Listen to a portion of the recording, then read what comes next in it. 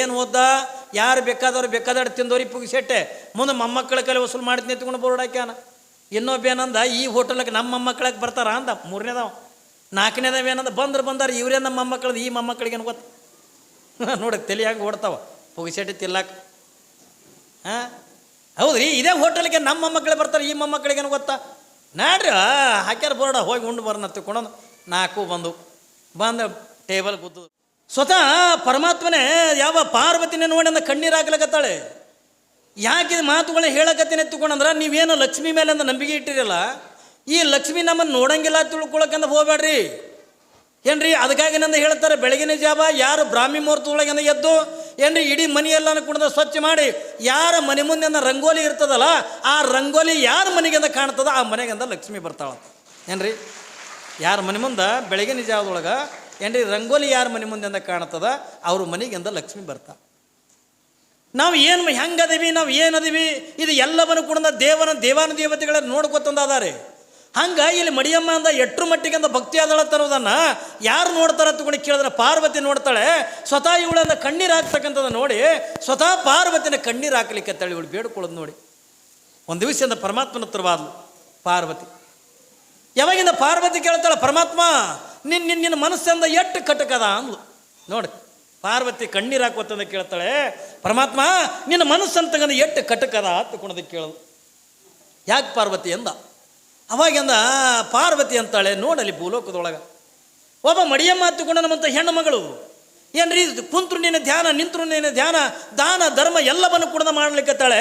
ಆದ್ರೆ ಅವಳು ಏನು ಕೇಳಕತ್ತಾಳ, ನಿನ್ನಲ್ಲಿ ಆಸ್ತಿ ಕೇಳಲಿಲ್ಲ, ಬಂಗಾರ ಕೇಳಲಿಲ್ಲ, ಯಾವ ಒಡೆಯುವ ವಸ್ತುಗಳು ಕೂಡ ಕೇಳಿಲ್ಲ, ಒಂದೇ ಒಂದು ಮಗುವಿನನ್ನು ಕೊಡುವತ್ತು ಕೂಡ ಕೇಳಕತ್ತಾಳಲ್ಲ. ಯಾಕೆ ಕೊಡಬಾರ್ದು ನೀನು ಅಂತ ಕೇಳು. ಯಾಕೆ ಕೊಡಬಾರ್ದು? ಏನು ತಪ್ಪು ಮಾಡ್ಯಾಳೆ? 18 ವರ್ಷಗಳ ಪರಂತರವಾಗಿ ನಿನ್ನ ನೆನೆಸದೇ ಇರ್ತಕ್ಕಂಥ ದಿನನೇ ಇಲ್ಲ, ಅವಳು ನಿನ್ನಲ್ಲಿ ಬೇಡ್ಕೊಳ್ಳದೆ ಇರ್ತಕ್ಕಂಥ ದಿನನೇ ಇಲ್ಲ. ಇಟ್ಟೆಲ್ಲ ಭಕ್ತಿದಿಂದ ಬೇಡಕತ್ತಾಳೆ. ಯಾಕೆ ನೀವೊಂದು ಮಗುವಿನನ್ನು ಕೊಡಬಾರ್ದು ಒತ್ತಿ ಕೊಡಂದಾಗ ಏನ್ರಿ? ಯಾಕೆ ಕೊಡಬಾರ್ದು ಮಗುವಿನನ್ನು? ಯಾವಾಗಿಂದ ಪಾರ್ವತಿ ಅನ್ನೋದನ್ನು ಕೇಳಿ ಪರಮಾತ್ಮನಿಗಿನ ಒಂದು ಕ್ಷಣ ಕಣ್ಣಾಗಿಂದ ನೀರು ಬಂದು ಹೊತ್ತು ನೋಡೋಕ್ಕೆ ಎಟ್ರು ಮಟ್ಟಿಗೆ ಭಕ್ತಿವಂತಳಾಗಿರ್ಬೇಕು. ಮಡಿಯಮ್ಮ ಎಟ್ರು ಮಟ್ಟಿಗೆ ಅಂದ ಭಕ್ತಿವಂತಳಾಗಿರ್ಬೇಕು. ಪಾರ್ವತಿ ಹೇಳುವುದನ್ನು ಕೇಳಿದ ಪರಮಾತ್ಮನ ಕಣ್ಣೊಳಗೆ ನೀರು ಬಂದು ಯಾವಾಗಿಂದ ಪಾರ್ವತಿಗಂತಾನೆ ಪರಮಾತ್ಮ, ಪಾರ್ವತಿ ನೀ ಹೇಳ್ತಕ್ಕಂಥ ಮಾತಿಂದ ಸತ್ಯ ಇದೆ. ನಾನು ಅವಳು ಮಾಡ್ತಕ್ಕಂಥ ಭಕ್ತಿ, ಅವಳು ಮಾಡ್ತಕ್ಕಂಥ ದಾನ, ಅವಳು ಮಾಡ್ತಕ್ಕಂಥ ಧರ್ಮ ಕಾರ್ಯಗಳನ್ನು ನೋಡಿದ್ರೆ ಅವಳಿಗೊಂದು ಮಗುವಿನನ್ನು ಕೊಡಬೇಕು. ಆದ್ರೆ ಅವಳಿಗೆ ಜನ್ಮದೊಳಗಿಂದ ಮಕ್ಕಳ ಯೋಗ ಇಲ್ಲ ಅಂದ ನೋಡ್ರಿ. ಸ್ವತಃ ಪರಮಾತ್ಮನೇ ಹೇಳ್ತಾನೆ, ಅವಳಿಗೆ ಜನ್ಮದೊಳಗಿಂದ ಮಕ್ಕಳ ಯೋಗ ಇಲ್ಲ. ಅವಾಗಿಂದ ಪಾರ್ವತಿ ಕೇಳ್ತಾಳೆ, ಯಾಕೆ ಮಕ್ಕಳ ಯೋಗ ಇಲ್ಲ? ಅವಾಗಿಂದ ಪರಮಾತ್ಮ ಹೇಳ್ತಾನೆ, ಪಾರ್ವತಿ ಈ ಮಡಿಯಮ್ಮಳಿಗಂದ ಯಾಕೆ ಈ ಜನ್ಮದೊಳಗೆ ಮಕ್ಕಳ ಯೋಗ ಇಲ್ಲ ಅಂತಕೊಂಡ್ರೆ, ಹಿಂದಿನ ಜನ್ಮದೊಳಗೆ ಒಂದು ಮಗುವಿನನ್ನು ಕೊಲೆ ಮಾಡಿರ್ತಕ್ಕಂಥ ಪಾಪ ಇದಕ್ಕೆ ನೋಡಿ. ತಲೆಯಾಗಿರಲಿ ನಿಮಗೆ ಯಾಕೆ ಪುಣ್ಯ ಮಾಡಿರ್ತಕೊಂಡಂತೀವಿ ಅಂತಂದ್ರೆ, ಅವನು ಏನು ಹೇಳ್ತಾನೆ ಪರಮಾತ್ಮ ಏನ್ರಿ ಈ ಜನ್ಮದೊಳಗಿಂದ ಮಡಿಯಮ್ಮಳಿಗಂದ ಮಕ್ಕಳ ಯೋಗ ಇಲ್ಲ. ಯಾಕಿಲ್ಲ ಅಂತಕೊಂಡ ಪಾರ್ವತಿ ಕೇಳಿದ್ರೆ, ಅವಳಿಗೆ ಈ ಜನ್ಮದೊಳಗಿಂದ ಭಕ್ತಿವಂತಳದಾಳೆ, ಈ ಜನ್ಮದೊಳಗಿಂದ ದಾನ ಧರ್ಮ ಮಾಡ್ತಾಳೆ. ಆದ್ರೆ ಅವಳಿಗೆ ಯಾಕಿಲ್ಲ ಅಂತಕೊಂಡು ಕೇಳಿದ್ರೆ, ಹಿಂದಿನ ಜನ್ಮದೊಳಗೆ ಒಂದು ಮಗುವಿನನ್ನು ಕೊಲೆ ಮಾಡ್ಯಾಳ. ಆ ಕೊಲೆ ಮಾಡಿರ್ತಕ್ಕಂಥ ಪಾಪಕ್ಕಾಗಿ ಈ ಜನ್ಮದೊಳಗಿಂದ ಅವಳಿಗೆ ಮಕ್ಕಳ ಯೋಗ ಇಲ್ಲ. ಅದಕ್ಕಾಗಿ ನಂತ ನಿಜಗುಣ ಶಿವಗಳು ಏನು ಹೇಳ್ತಾರ, ಪ್ರತಿಯೊಬ್ಬ ಜೀವಿನೂ ಕೂಡ ಇದೊಂದು ತಲೆಗಿಟ್ಟುವರು ನಿಮಗೆ ಏನ್ರಿ. ತಾಯಿ ಗರ್ಭದೊಳಗಿಂದ ಇದ್ದಾಗ 8ನೇ ತಿಂಗಳದೊಳಗೆ ಏನ್ರಿ ಒಂದು ಕಡೆಗಿಂದ ಬ್ರಹ್ಮ ಬೆಟ್ಟಕ್ಕನ, ಇನ್ನೊಂದು ಕಡೆಗಿಂದ ಶಿವ ಬೆಟ್ಟಕ್ಕ ನಿಮಗೆ ಏನ್ರಿ. ನಾವು ಯಾರು ಸುಮ್ಮನೆ ಹಂಗೆ ಬಂದಿರ್ತಕ್ಕಂಥವ್ರು ಅಲ್ಲ ಇಲ್ಲಿ ಏನ್ರಿ. ನಾವು ಯಾರು ಬಂದಿರ್ತಕ್ಕಂಥವ್ರು ಅಲ್ಲ ಇಲ್ಲಿ ಭೂಮಿಗೆ ಸುಮ್ಮನೆ ಬಂದಿವಿ ತಿಳ್ಕೊಂಡ್ರಿ ನೀವು. ಏನೋ ಬಂದೀವಿ ಏನ್ರಿ, ಏನೋ ಹುಟ್ಟಿದ್ವಿ ತಿಳ್ಕೊಂಡ್ರೆ ಅದು ಜೀವನ ಅಲ್ಲ. ನಾವೆಲ್ಲರೂ ಕೂಡ ಪರಮಾತ್ಮನಿಗೆ ಒಂದು ಕಡೆಗೆ ಪರಮಾತ್ಮನಿಗೆ ಒಂದು ಮಾತು ಕೊಟ್ಟು ಬಂದೀವಿ, ಇನ್ನೊಂದು ಕಡೆಗಿಂದ ಬ್ರಹ್ಮ 8ನೇ ತಿಂಗಳದೊಳಗೇ ನಮ್ಮ ಹಣಿ ಮೇಲಿಂದ ನಾವು ಹಿಂದೆ ಮಾಡಿರ್ತಕ್ಕಂಥ ಪಾಪಗಳನ್ನು, ಹಿಂದಿನ ಜನ್ಮದೊಳಗೆ ಮಾಡಿರ್ತಕ್ಕಂಥ ಪುಣ್ಯಗಳನ್ನು ಈ ಜನ್ಮದೊಳಗಿಂದ ಹಣಿ ಮೇಗಿಂದ ಬರೆದು ಕಳಿಸ್ತಾನೆ. ಬಹುಶಃ ನಿಮ್ಮ ತಿಳಂಗಿಂದ ಹೇಳಬೇಕಂತ ನಮ್ಮ ಬಿಜಾಪುರ ಜಿಲ್ಲಾದಾಗ ಸೆಟಿಕೆವು ಬರಿತಾಳ ಹತ್ತುಕೊಂಡಂತ. ಸೆಟಿಕೆವು ಬರಂಗಿಲ್ಲ. ನಮ್ಮ ಶಾಸ್ತ್ರದೊಳಗಿಂದ ಇದು ಬ್ರಹ್ಮಲಿಖಿತ ಹತ್ತುಕೊಂಡು ಕರೀತಾರೆ. ಶಾಸ್ತ್ರದೊಳಗಿಂದ ಇದಕ್ಕೆ ಪ್ರಾರಬ್ಧದ ಕರ್ಮ ಹತ್ತುಕೊಂಡ ಕರೀತಾರ. ಪ್ರಾರಬ್ಧದ ಕರ್ಮ ಹತ್ತಿಕೊಂಡ್ರೆ ನಾವು ಹಿಂದಿನ ಜನ್ಮದೊಳಗಿಂದ ಮಾಡಿರ್ತಕ್ಕಂಥ ಕರ್ಮಗಳನ್ನು ಈ ಜನ್ಮದೊಳಗಿಂದ ನಾವು ಉಂಡೇ ಹೋಗಬೇಕೆ ಹೊರತಾಗಿ ಉಳ್ಳಾರ್ದಿನ ಯಾರಿಂದಲೂ ಕೂಡ ಹೋಗೋಕ್ಕಾಗಲ್ಲ. ನಾವೇನು ಪಾಪ ಮಾಡೀವಿ ಅದನ್ನು ಗಳದೇ ಹೋಗ್ಬೇಕು. ಯಾಕ್ರಿ, ನಾವೇನು ಪುಣ್ಯ ಮಾಡೀವಿ ಆ ಪುಣ್ಯವನ್ನು ನಾವು ಕಳೆದೇ ಹೋಗಬೇಕು. ಇವತ್ತು ನೀವು ಯಾರಾದ್ರೂ ಕೂಡ ಸುಖದಾಗ ಅದಿರಿ ಎತ್ತಿಕೊಂಡಂದ್ರೆ ಹಿಂದಿನ ಜನ್ಮದೊಳಗೆ ನೀ ಏನೋ ಪುಣ್ಯ ಮಾಡಿದಿ, ಆ ಪುಣ್ಯದ ಫಲನೇ ಇವತ್ತು ನೀ ಈ ಜನ್ಮದೊಳಗೆ ನೀ ಸುಖದಾಗ ಅದಿರಿ. ಮತ್ತು ಯಾರು ನಾವೆಲ್ಲ ದುಃಖದೊಳಗೆ ಅದಿವಿ ಎತ್ತಿಕೊಂಡಂತಾರಲ್ರಿ, ಏನ್ರಿ ಅಪ್ಪವರು ಮನಾರ್ ದೇವ್ರಂತೀವಿ, ಮನಾರ್ ದಿಂಡ್ರಂತೀವಿ, ಮನಾರ್ ಪುರಾಣ ಕೇಳ್ತೀವಿ, ಪ್ರವಚನ ಕೇಳ್ತೀವಿ, ನಮಗೆ ಯಾಕೆ ದೇವ್ರು ಇಟ್ಟು ಕಾಡ್ತಾನ ಅಂತ ಅಂತೀರಿಲ್ಲ ನೀವು ಎಲ್ಲರ ಮಠಗಳಿಗೆ ಬಂದು ಅಂತೀವಿ. ನಾವು ಏನಂತೀವಿ? ನಾವು ಮನಾರ್ ದೇವ್ರಂತೀವಿ, ಮನಾರ್ ದಿಂಡ್ರಂತೀವಿ. ಆದರೂ ನಮ್ಗೆ ಯಾಕೆಂದ ಕಾಡ್ತದ ಹತ್ಕೊಂಡದ ಕೇಳಿದ್ರೆ ಅದು ಕಾಡೋದು ಈ ಜನ್ಮದ್ದಲ್ಲ. ನಿಮಗೇನು ಸಣ್ಣ ಪುಟ್ಟಂದ ಕಷ್ಟಗಳದ ಏನು ಬರ್ತಾವಲ್ಲ, ಇವು ಯಾವೂ ಕೂಡ ಈ ಜನ್ಮದಲ್ಲ, ಹಿಂದಿನ ಜನ್ಮದ್ದು. ಹಿಂದಿನ ಜನ್ಮದೊಳಗೆ ನಾವು ಮಾಡಿರ್ತಕ್ಕಂಥ ಪಾಪ ಕರ್ಮಗಳನ್ನು ಈ ಜನ್ಮದೊಳಗೆ ನಾವು ಅನುಭವಿಸ್ಬೇಕಾಗ್ತದೆ. ಏನ್ರಿ ಏನ್ರಿ ಒಬ್ಬ ಸಿಟಿಯಾಗ ಅಂದ ಬಂದಿನ್ನತ್ತು, ಸಿಟಿಯಾಗ ಬಂದಾನ, ಇಲ್ಲೇ ಊರು ಸಮೀಪ ತಾಲೂಕ, ಸುಮ್ಮನೆ ತಿರುಗಾಡಿ ಹೋಗವ, ಕೆಲಸ ಇರಲ್ಲ ಏನೂ ಇರಲ್ಲ, ತಿರುಗಾಡಿ ಹೋಗವ. ಯಾವಾಗಿಂದ ತಿರುಗಾಡ್ಕೋತ ಒಂದು 4 ಮಂದಿ ಕೂಡಿ ಗೆಳೆಯರು ಕೂಡಿ ಅಂತ ಬಂದಾರ. ಏನ್ರಿ ಗೆಳೆಯರು ಕೂಡಿ ಅಂತ ಬಂದಾರ. ಯಾವಾಗಿಂದ ಗೆಳೆಯರು ಕೂಡಿ ಅಂತ ಬಂದಾರ, 4 ಮಂದಿ ಮಾರ್ಕೆಟ್ನಾಗ ತಿರುಗಾಡ್ಲಕತ್ತಿದ್ರು. ಏನ್ರಿ ಮಾರ್ಕೆಟ್ನಾಗ ತಿರುಗಾಡ್ಲಕತ್ತಿದ್ರು. ಹಿಂಗೆ ತಿರುಗಾಡ್ತಕ್ಕಂಥ ಪ್ರಸಂಗದ ಒಳಗೆ ಅಲ್ಲೊಂದು ಹೋಟೆಲ್ ಕಂಡಿತು. ಒಂದು ಹೋಟೆಲ್ ಕಂಡಿತು. ಬೋರ್ಡ್ ಏನಿರ್ತಾವ್ರಿ ನೀವೆಲ್ಲ ನೋಡಿರಲ್ಲ, ನೀವೆಲ್ಲ ಸಿಟಿಯಾಗಿದ್ದವ್ರು ನೀವೆಲ್ಲ ಬೋರ್ಡ್ಗಳು ನೋಡಿರ್ತೀರಿ. ನಾನು ಇಲ್ಲೇ ಸಿಂದಿಗೆಗೆ ನೋಡಿ, ನಾನು ನಿನ್ನೆ 1-2 ಬೋರ್ಡ ಮಜಾ ಕಂಡು ನನಗೆ. ಒಬ್ಬವ ಬೋರ್ಡ್ ಹಾಕ್ಯ ನಿಮ್ಮಲ್ಲಿ ಸಿಂದಿಗ್ಯಾಗ, ಅಕ್ಕಮಹಾದೇವಿ ಸಾರಿ ಸೆಂಟ್ರ್ ಅದು. ಅಕ್ಕಮಹಾದೇವಿ ಸೀರೆನೇ ಹುಟ್ಟಿಲ್ಲ, ಆಕಿನ ಹೆಸ್ರ ಮ್ಯಾಗ ಅಕ್ಕಮಹಾದೇವಿ ಸಾರಿ ಸೆಂಟ್ರ್ ಅಂತ ಹಾಕ್ಯಾನ. ಆಮೇಲೆ ಇನ್ನೊಂದು ನೋಡಿದೆ, ಮಹಾತ್ಮ ಗಾಂಧೀಜಿ ಕಟಿಂಗ್ ಸಲೂನ್ ಅದು. ಗಾಂಧೀಜಿ ತೆರೆ ಕೂದಲೇ ಇಲ್ಲ, ಅವನ ಹೆಸ್ರ ಮ್ಯಾಗ ಇವ ಕಟಿಂಗ್ ಶಾಪ್ ಇಟ್ಟ. ಮಜೆ ಇಡ್ತಾರ ಹೆಸರುಗಳು. ಏನ್ರಿ ಯಾವಾಗಿಂದ ಮಜೆ ಇಡ್ತಾರಲ್ಲ, ಆದ್ರೆ ಇಲ್ಲೊಬ್ಬಂದ ಭಾಳ ಮಜೆ ಇಟ್ಟಿದ್ದ ಬೋರ್ಡ. ಏನಂತಿಟ್ಟನ, ಯಾರು ಬೇಕಾದವ್ರು ತಿಂದೋರಿ ಪುಗಿಸೇಟೆ. ಮುಂದೆ ನಿಮ್ಮ ಮೊಮ್ಮಕ್ಕಳ ಕೈಲಿ ವಸೂಲು ಮಾಡ್ತೀವಿ ಅಂತಕೊಂಡು ಬೋರ್ಡ್ ಹಾಕಿದ್ದವ. ಇಂಥ ಬೋರ್ಡ್ ಎಲ್ಲರೂ ನೋಡ್ರಿ ನೀವು?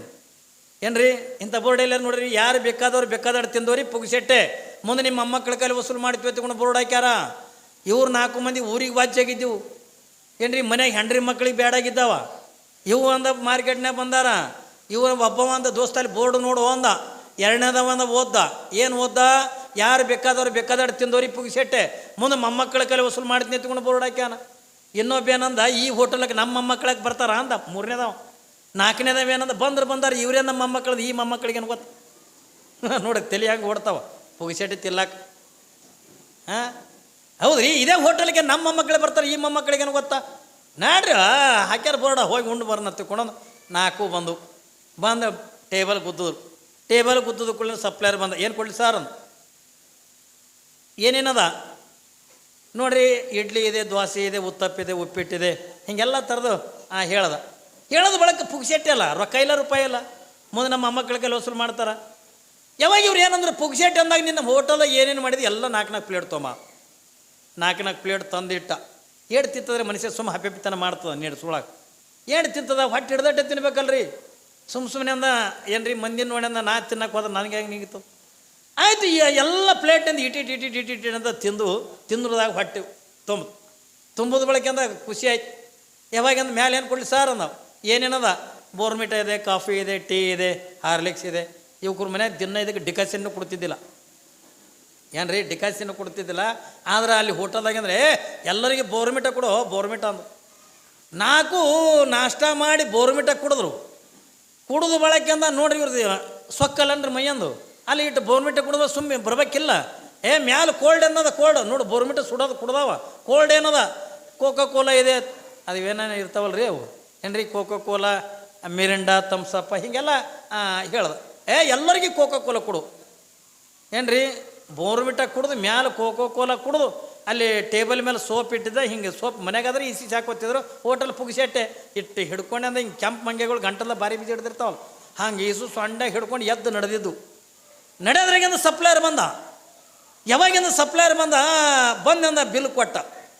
3200 ರೂಪಾಯಿ ಬಿಲ್ಲ. ಅವೊಂದು ಒಬ್ಬ ಮಗನ ಕುಡ್ಲೇನೋ ಒಂದು ಕಪಾಳಕ್ಕಂದ ಸಪ್ಲೈಯರ್ಗೆ. ಯಾಕ್ರಿ ಸರ್ ಅಂದ.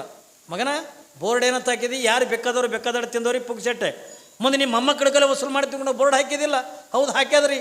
ಮತ್ತು ಈ ಬಿಲ್ ನಿನಗೆ ನಮಗೆ ಕೊಡ್ಲಕ್ಕೆ ಬಂದಿದೆ. ಸರ್ ನೀವು ತಪ್ಪು ತಿಳ್ಕೊಂಡ್ರಿ. ಇದು ಬಿಲ್ಲ ನೀವು ತಿಂದಿದ್ದಕ್ಕಲ್ಲ, ಹಿಂದೆ ನಿಮ್ಮ ಮುತ್ತೆಗಳು ತಿಂದು ಹೋಗಿದ್ರು, ಈಗ ಮೊಮ್ಮಕ್ಕಳು ಬಂದಿರಿ ತೀರ್ಸೋರಿ ಅನ್ನತ್ತಾವ. ಏನ್ರಿ ಹಿಂದೆ ನಿಮ್ಮ ಮುತ್ತೆಗಳು ಬಂದು ತಿಂದು ಹೋಗಿದ್ರಿ, ಮೊಮ್ಮಕ್ಕಳು ಬಂದಿರಿ ತೀರ್ಸೋರಿ ಅನ್ನತ್ತ. ಇವೆಲ್ಲ ಕಷ್ಟಗಳು ಇವೆಲ್ಲ ಏನದವಲ್ಲ, ಇವು ಈ ಜನ್ಮದಲ್ಲ, ಹಿಂದಿನ ಜನ್ಮದಿಂದ ಪಾಪ ಕರ್ಮಗಳಿಗೆ ಅನುಗುಣವಾಗಿ ನಾವೆಲ್ಲ ಈ ಕಷ್ಟಗಳನ್ನು ಅನುಭವಿಸ್ಬೇಕಾಗ್ತದೆ. ಹಣೆಯ ಮಧ್ಯದಲ್ಲಿ ಬರೆದ ಬ್ರಹ್ಮ ಬರಹವ ತಪ್ಪಿಸಲು ಸಾಧ್ಯವಿಲ್ಲ ಯಾವ ಮಾನವ. ಜೀವನದ ಒಳಗ ಇದು ಏನು ನಾವು ದುಃಖ ಅನ್ನತಕ್ಕಂಥ ಪಡ್ತೀವಲ್ಲ, ಇದು ಯಾವುದು ಕೂಡ ಈಗಿಂದಲ್ಲ. ನಾವೆಲ್ಲ ಹಿಂದಿನ ಜನ್ಮದೊಳಗಿಂದ ಮಾಡಿರ್ತಕ್ಕಂಥ ಪಾಪ ಕರ್ಮಗಳ ತಗೊಂಡು ಹೆಂಗೆ ಮಡಿಯಮ್ಮಳಂದ ಹಿಂದಿನ ಜನ್ಮದೊಳಗೆ ಒಂದು ಮಗುವಿನನ್ನು ಕೊಲೆ ಮಾಡಿದ್ದಕ್ಕಾಗಿ ಈ ಜನ್ಮದೊಳಗಿಂದ ಅವಳಿಗೆ ಮಕ್ಕಳಾಗಿಲ್ಲಲ್ಲ, ಅದಕ್ಕಾಗಿಯೇ ಯಾರೇ ಮಕ್ಕಳಾಗಲಾರ್ದವ್ರಿಗೆ ಏನೋ ಕಷ್ಟದಾಗ ಇದ್ದವರಿಗೆ ನಾವು ಏಸ್ ಕಾಲಕ್ಕೂ ಕೂಡ ಕೆಟ್ಟದ್ದನ್ನು ಮಾತಾಡಬಾರ್ದು. ಯಾಕೆ ಮಾತಾಡಬಾರ್ದು ಅಂತಂದ್ರೆ ಅವ್ರ ಮನಸ್ಸಿಗೆ ನೋವು ಆಗ್ತದೆ. ಅದು ಯಾವುದು ಕೂಡ ಅವ್ರ ಕೈ ಒಳಗಿಂದ ಇಲ್ಲ. ಇದು ಎಲ್ಲ ಯಾರ ಕೈ ಒಳಗದ ತಗೊಂಡೆ ಕೇಳಿದ್ರೆ ಭಗವಂತನ ಕೈ ಒಳಗದೆ. ಪಾಪ ಇಲ್ಲಿ ನಿರ್ಮಲಾದೇವಿನೂ ಕೂಡ ನಿತ್ಯನೂ ಕೂಡ ಮಲ್ಲಯ್ಯನ ಧ್ಯಾನ ಮಾಡ್ತಾ, ನಿತ್ಯ ಮಲ್ಲಯ್ಯನ ಸ್ಮರಣೆ ಅನ್ನತಕ್ಕಂಥದ್ದು ಮಾಡ್ತಾ, ನಿತ್ಯನೂ ಕೂಡ ಈ ಬಡತನ ಬಂದ ಕಡೆಗೆ ಅಂತ ಇರುವಲ್ದ್ಯಾಕ, ಆದ್ರೆ ಒಂದು ಮಗುವಿನನ್ನು ಕೊಡುವ ತಿಳ್ಕೊಂಡೊಂದು ತಾಯಿ ಮಲ್ಲಯ್ಯನ ಹತ್ರ ಬೇಡ್ತಾ ಇರುವಂಥ ಪ್ರಸಂಗದೊಳಗೆ ಯಾವಾಗ ಮಲ್ಲಯ್ಯನಿಗೆ ಈ ನಿರ್ಮಲಾದೇವಿ ಬೇಡ್ಕೊಳ್ತಕ್ಕಂಥ ಮಾತ ಅವನ ಮನಸ್ಸಿಗೆ ಹಿಡಿಸ್ತೋ ಏನೋ. ಯಾವಾಗಿಂದ ಏನ್ರಿ ದಿನಗಳಿಂದ ಕಳೆದಂಗೆ ಬೇಡ್ತಾ ಇರುವಂಥ ಪ್ರಸಂಗದೊಳಗೆ ಬಂದ ದಿವಸ ಮಲ್ಲಿಕಾರ್ಜುನ ದೇವಸ್ಥಾನದಾಗ ತಾಯಿ ನಮಸ್ಕಾರ ಮಾಡೋಕ್ಕೆಂದ ಹೋಗಿ ಕಣ್ಣೀರು ಹಾಕಲಿಕ್ಕತ್ತಿದ್ರು. ಭಗವಂತ ಯಾವದರೆ ಕೊಡು, ಎಂಥದರೆ ಕೊಡು, ಒಂದು ಮಗುವಿನನ್ನು ಕೊಡುವತ್ತಿಕೊಂಡೊಂದು ತಾಯಿ ನಿರ್ಮಲಾದೇವಿಯಿಂದ ಬೇಡುವಂಥ ಪ್ರಸಂಗದೊಳಗೆ ಆ ಮಲ್ಲಯ್ಯನ ಲಿಂಗದ ಮೇಲೆ ಏರಿಸಿರ್ತಕ್ಕಂಥ ಹೂವ ಹಿಂಗೆ ನಮಸ್ಕಾರ ಮಾಡಿ, ಏಯ್ ಹೊರಗಾಕ್ರ ಏನ್ರಿ, ಯಾವಾಗಿಂದ ಅವಳ ಭಕ್ತಿ ಆ ಮಲ್ಲಯ್ಯನಿಗೆ ಮುಡ್ತು, ಯಾವಾಗಿಂದ ಹಿಂಗೆ ನಮಸ್ಕಾರ ಮಾಡಿ ಅಂದ ಕಣ್ಣೀರು ಹಾಕ್ತಾ ಹಿಂಗೆ ಏಳುವಂಥ ಪ್ರಸಂಗದೊಳಗೆ ಏನ್ರಿ, ಏಳುವಂಥ ಪ್ರಸಂಗದೊಳಗೆ ಆ ಲಿಂಗದ ಮೇಲೆ ಏರಿಸಿರ್ತಕ್ಕಂಥ ಹೂವು ತಾಯಿ ಉಡ್ಯಾಗಿಂದ ಬಿತ್ತು. ಯಾವಾಗಿಂದ ಉಡ್ಯಾಗಿಂದ ಬಿತ್ತು ಹೊತ್ತಿಕೊಂಡಂದು ಮಾತ್ರಕ್ಕೆ ಮಲ್ಲಯ್ಯನ ಆಶೀರ್ವಾದ ಆಯಿತು ಹೊತ್ತಿಕೊಂಡಂಥದ್ದೇ ಕಲ್ಪನಾ.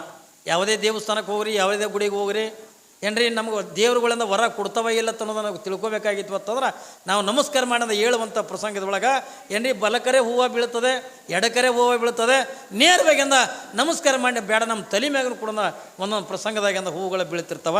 ಅಂಥ ವರ ಅನ್ನತಕ್ಕಂಥ ತಾಯಿ ಮಲ್ಲಯ್ಯನ ವರ ಆ ತಾಯಿ ನಿರ್ಮಲಾ ದೇವಿಗಿಂದ ಆಗಿದೆ. ಯಾವಾಗಿಂದ ಅವಳಿಗೆ ಗುಡಿಯಾಗಿಂದ ಹೂವು ಬಿದ್ದಾಗ ಭಾಳ ಖುಷಿ ಆಯ್ತು.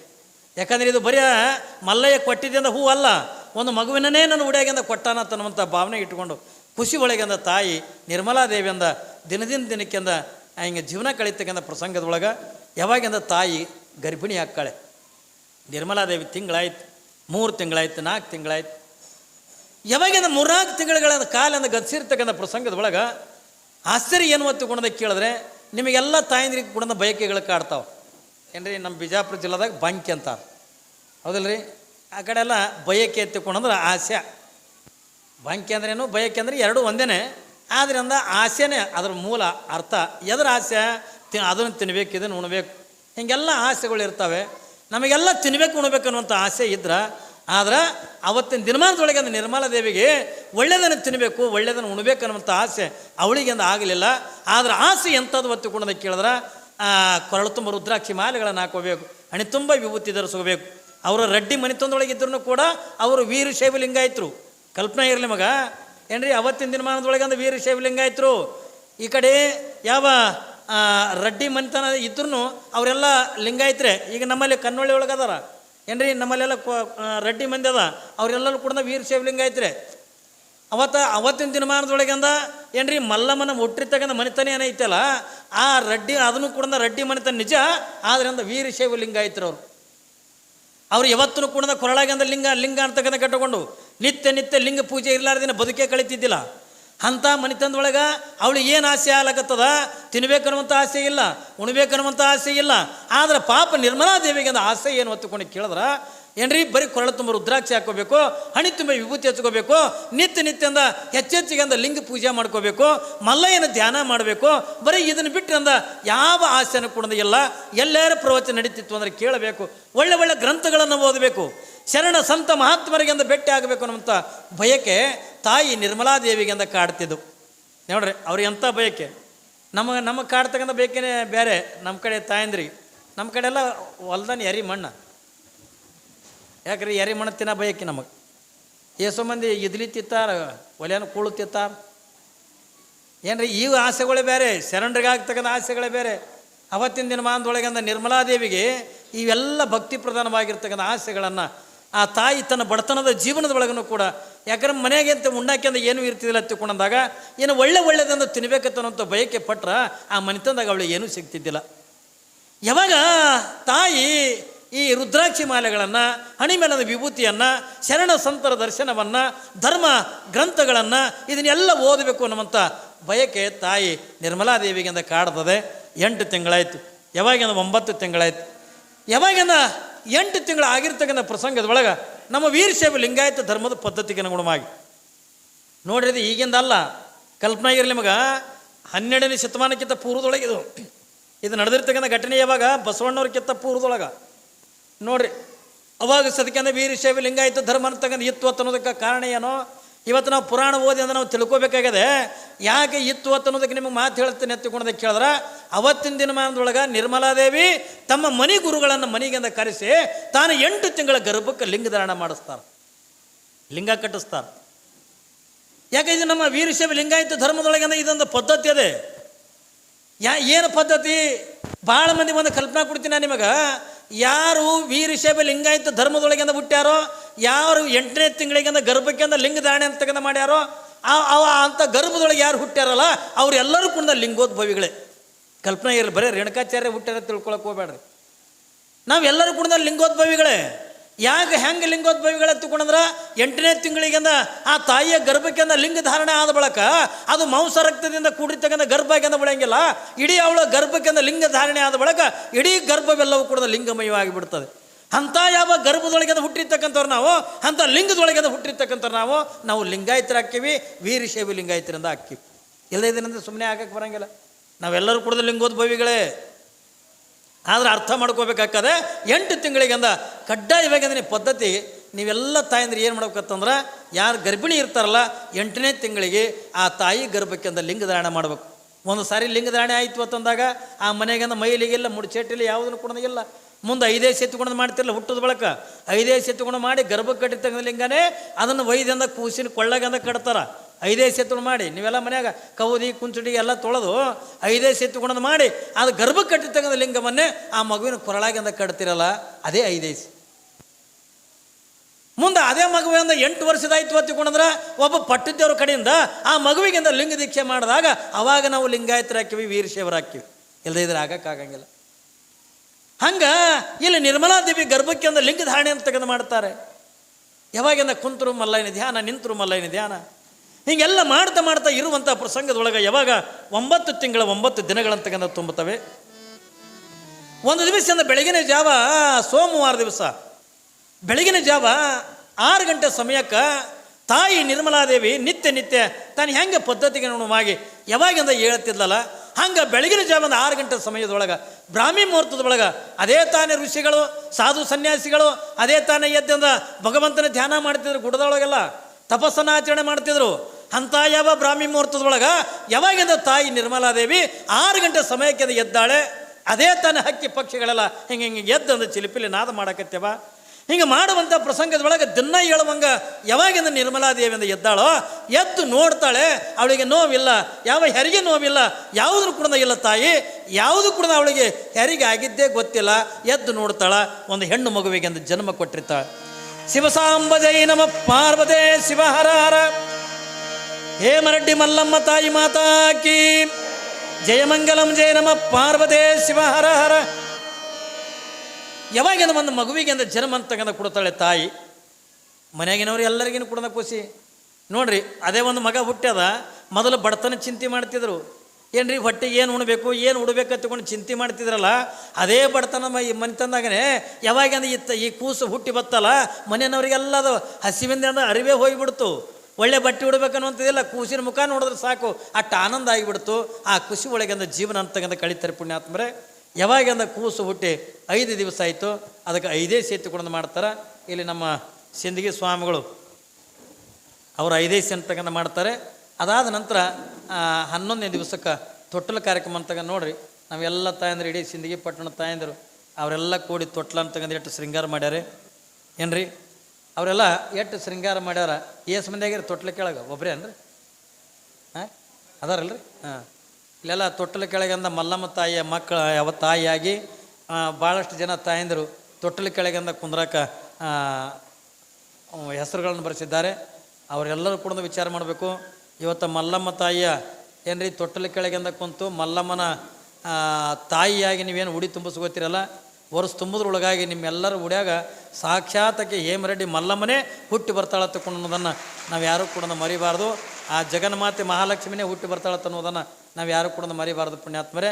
ಅಂಥ ಕಾರ್ಯ ಅದು 100ಕ್ಕೆ 100 ಆಗೇ ಹಾಕದತ್ತನ್ನುವಂಥ ಮಾತನ್ನು ನಿಮಗೆಲ್ಲ ತಿಳಿಪಡಿಸುತ್ತಾ, ಈಗ ಅವರು ಸ್ವಾಮಿಗಳು ಬಂದು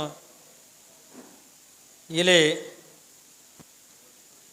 ಶರಣರಾಗಿರ್ತಕ್ಕಂಥ ನಿರ್ಮಲಾ ರೆಬಿನಾಳ್ ಸಾಕಿನ ತಿಳುಗಳು ಇವರು ಗುರುಕುಣಿಕೆ ಆಗಿ ನನಗೆ 201 ರೂಪಾಯಿ ಕೊಡ್ತಾ ಇದ್ದಾರೆ. ತಬಲಾ ವಾದಕರಿಗೆ 101